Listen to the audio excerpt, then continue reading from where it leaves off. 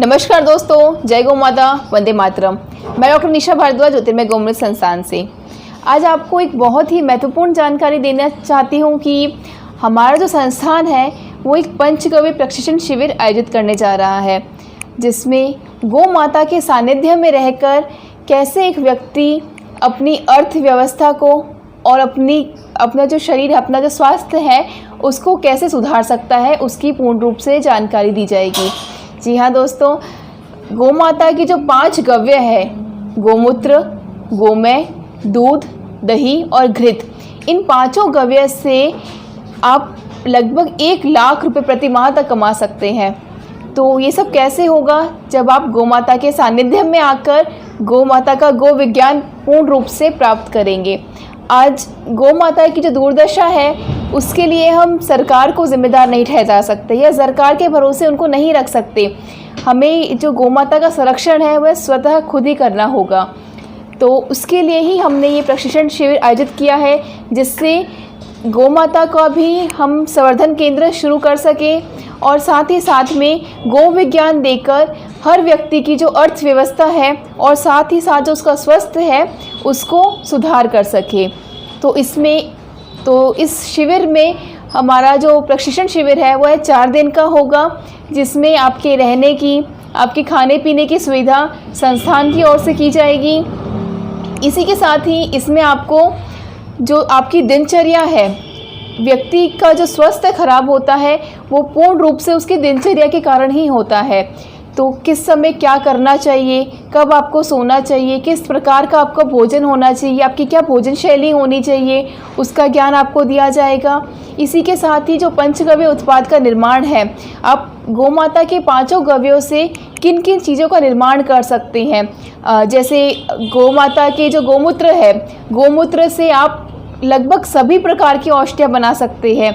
शायद ही ऐसा कोई बीमारी हो जिसका इलाज गौ माता के जो गोमूत्र है उनसे ना हो पाए।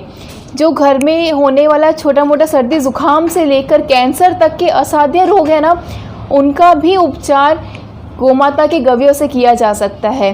तो आपको उन सब का ज्ञान दिया जाएगा।